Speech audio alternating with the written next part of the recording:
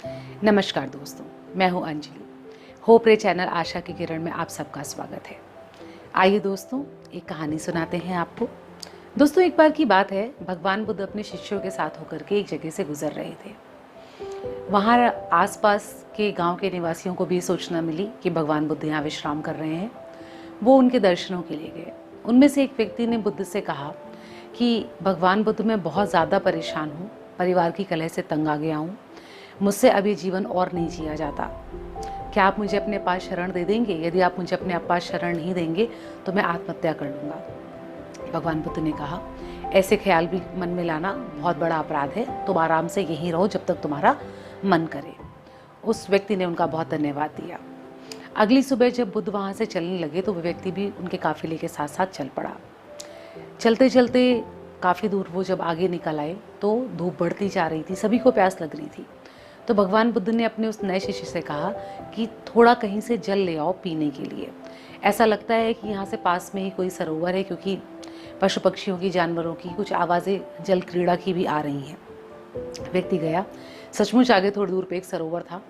जैसे ही वो जल भरने के लिए झुका तो उसने देखा जल में कीचड़ बहुत ज़्यादा है, क्योंकि वो सब जानवर उसी जल में खेल भी रहे थे, उधम भी मचा रहे थे।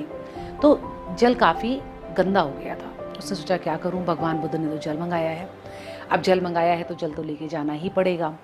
खैर, इसी सोच विचार में उसने पात्र में जल भरा और जल लेकर के बुद्ध जी की तरफ चल दिया।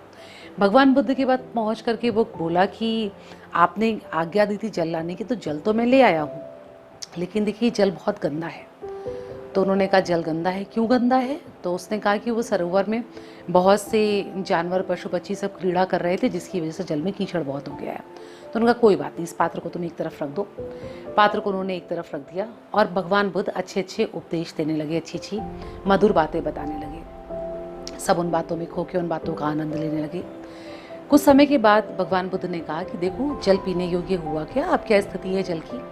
तो उस व्यक्ति ने देखा, उसने कहा अरे कीचड़ तो पूरा नीचे बैठ गया और जल बिल्कुल स्वच्छ हो गया है।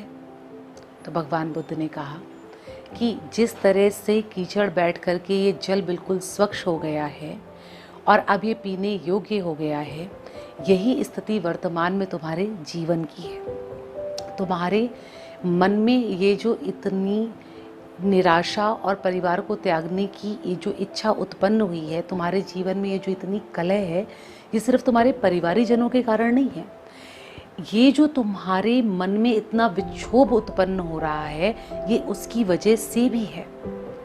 उन्होंने कहा कि परिवारी जन जब पत्थर फेंकते हैं अपशब्दों के रूप में, कड़वी बातों के रूप में, हमें नापसंद आने वाले अपने कार्यों के रूप में, तो हमारे हृदय का जो निर्मल जल है उसमें विक्षोभ उत्पन्न होता है और विक्षोभ उत्पन्न होने से वो निर्मल जल कीचड़ हो जाता है। और वो जो कीचड़ उत्पन्न होता है उससे हमें ये लगता है कि अभी जीवन जीने योग्य नहीं बचा। ऐसे समय में व्यक्ति को धैर्य धारण करके उस विक्षोभ के शांत होने का इंतज़ार करना चाहिए, क्योंकि कोई भी परिवार हो, परिवार जीवित इकाइयों से मिलकर बना है और जीवित इकाइयाँ तो विक्षोभ उत्पन्न करती ही करती हैं। जहाँ जीवित इकाइयाँ होंगी वहाँ विक्षोभ उत्पन्न होगा ही, और विक्षोभ होगा तो समय समय पर कीचड़ भी ऊपर आएगा। इसका मतलब ये नहीं है कि हम जीवन का, परिवार का त्याग कर दें। दोस्तों, जीवन ईश्वर का वरदान है, इसे प्रसाद रूप में ग्रहण करना चाहिए। हर स्थिति में जीवन का सम्मान करिए। किसी भी स्थिति में, किसी भी परिस्थिति में जीवन तिरस्कार के योग्य नहीं है और ना ही परिवार त्यागने की वस्तु है। धन्यवाद दोस्तों। आशा करते हैं कहानी का संदेश आप तक पहुंचा होगा। और अंत में बस वही एक छोटा सा विनम्र निवेदन कि यदि चैनल पसंद आ रहा हो, कहानियाँ पसंद आ रही हो, तो प्लीज़ इसे लाइक, शेयर और सब्सक्राइब करना ना भूलें। गुड लक दोस्तों।